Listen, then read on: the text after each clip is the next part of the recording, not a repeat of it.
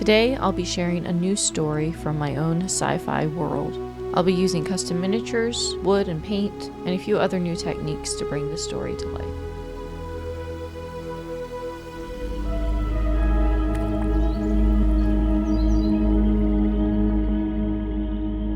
As she walked deeper into the swamp, Iris realized that she had never experienced darkness like this. The sky was barely visible through the thick overgrowth of plant life and drooping vines, and all around her there was the sound of creeping things. The swamp had a way of turning you inside out, putting the thing you feared the most just within arm's reach. Best not to look it in the eye, she thought. It was said that the swamp, Stillwater Bog, was almost 1 million acres. The team that had mapped it from orbit hypothesized it had once been twice as large, stretching along the eastern side of the largest continent.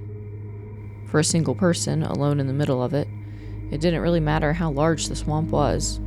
Surrounded by the noise of creatures and with the muggy breath of the marsh smothering everything else underneath, Iris felt like she was huddled in the insides of a giant beast. She paused again and looked at her map. She was already in Section Charlie, where the map was shaded with ominous gray hatch marks.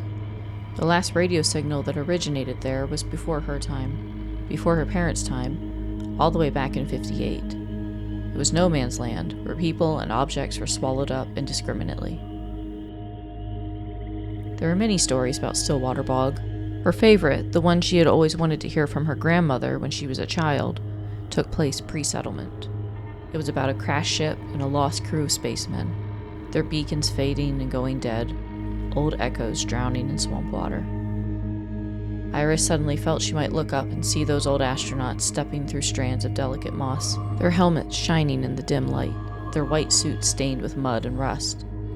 Their visors would peel back, revealing fleshless skulls of sharp white bone and black caverns instead of eyes. She shook her head to clear the vision. Those men were long dead, that was for sure. But they had something she needed. With every step, she was closer and closer to getting it. In front of her, the trees parted, indicating a clearing, and she hurried ahead. At the far end of the clearing, there was a long, low wall, and a large teal and pink mass was slumped against it. Iris almost didn't recognize it, even after all of her research, but something told her to stop. She looked again. It was an early MG-9, a Magellan-era suit, complete with an extra air supply tank and grav boots.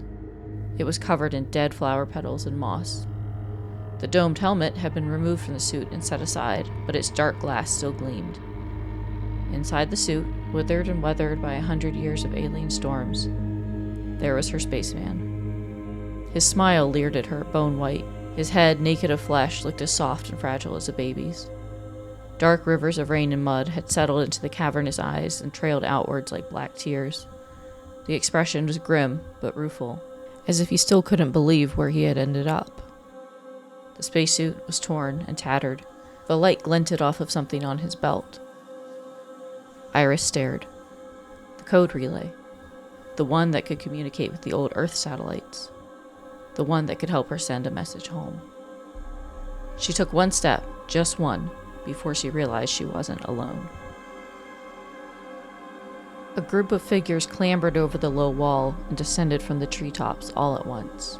They were wearing rags of familiar colors, colonial reds, teals, and greens. She realized that their boots, gloves, and bandanas were the same as the ones worn by the first colonists, the same ones as in the old photos and history books. 3 pairs of old-fashioned night vision goggles swung in her direction. Their lenses glinted blue and red. None of the strangers made a sound. It was as if they didn't exist.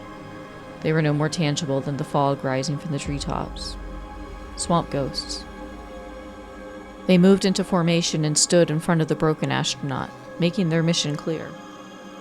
Their faces were hard and unreadable behind the goggles, but now they raised their makeshift weapons. Old farming equipment lashed together with vines, metal spears cut from antenna lattice, and bows strung with bare wire. Iris automatically took a step backwards. She rested her hand on her gun holster and looked again at the code relay. It was maybe 30 paces. No, only 20. She was so close now. Iris drew her plasma pistol, and a shadow rushed at her. A blast of blue and white flame erupted. The running figure raised their upturned shield, and the shot broke across it, sizzling. Ozone filled the expanse. Her eyes watered and stung from the flash. Her mouth was full of wet salt and electricity. The initial burst had pushed her backwards, but she dug her heels into the dirt. Iris flipped back the hammer and powered up for another shot. Out of the corner of her eye, she saw an archer take aim. The gun went off too soon, blazing wildly. Lightning bloomed in her eyes. The unmarked map had swallowed her up. Now all she could do was try to fight her way out of the dark.